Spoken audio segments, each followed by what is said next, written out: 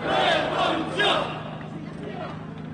Shqipëria ka bërë revolucion, i cili I ka futur frikën të paqes në sistemi, dhe që ka prishur shqetësinë atyre që mendonin se njerëzit do të rrinin gjithmonë festën.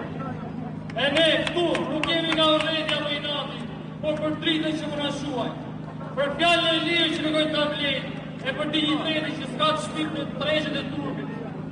Kjo klasë e korruptuar do të shpos që ta vajtos në protestë.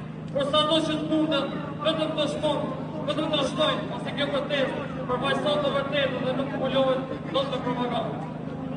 Ne jemi më të fortë se kur dhe nuk do të dorëzohemi, pasi ne nuk jemi këtu vetëm për veten tonë, por për të gjithë ata që sot thuajnë politikat e kësaj klase të korruptuar, të cilët e kanë kthyer këtë vend në burim vetëm për të pasuruar.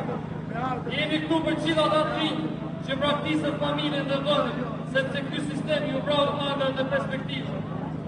Jemi këtu për gjithë ata pensionistë dhe të moshuar që përsollën fëmijët e emigrim dhe që përpuzën nga shteti me pensione qesharake dhe që nuk kanë mundësi të blejnë asgjëra bazike si ilaçe dhe ushqime. Jemi këtu për ato persona me aftësi kufizuar dhe familjet e tyre që kujdesen për ta, të cilët janë harruar nga ky shtet. Për gjithë ato familje me të ardhur aturta që luftojnë për mirëqenie, po përballen me mbijetesë. Për banorët në zonave rurale, fermerët dhe vlektorët që nuk mbështeten fare nga ky shtet, por përkundrazi, sot që flasim, karburanti për makinerinë bujqësore është më I shtrenjtë se sa për jatet e luksit. Për gjithë ato shqiptarë, mjekë, infermierë, inxhinierë dhe specialistë të ndryshëm, me cilët u përmbuzën nga ky sistem, pasi ky sistem vlerëson vetëm servilin dhe jo profesionistin. Për gjithë bizneset e vogla dhe të mesme që përballen me taksa dhe burokraci, ne jemi treg që favorizon vetëm ata të cilët janë miq të këtij sistemi. Jemi këtu gjithashtu për të thënë që ne nuk I kemi harruar të gjithë skandalet e korrupsionit që ka prodhuar kjo qeveri, duke e kthyr këtë vend në kleptokraci dhe në oazë për krimin organizuar dhe oligarkë, duke e kthyer Shqipërinë në lavatrice për pasurimin e parave, me kulla që ndërtohen brenda natës dhe shumica e familjeve shqiptare me si pajisha aty mbi kokë.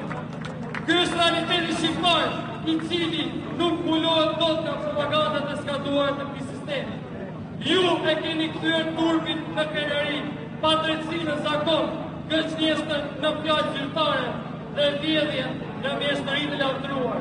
Prandaj ne nuk do të dorëzohemi dhe nuk do ta braktisim këtë shesh, pasi ndryshimi I këtij realiteti do të vijë vetëm nga ky shesh. Ju erdhi fundi! Ju erdhi fundi! Për 71 ditë, Shqipëria dhe Tirana nuk janë si më parë. Për 71 ditë, I kemi dhënë jetë një qyteti, I kemi dhënë shpresë një kopi.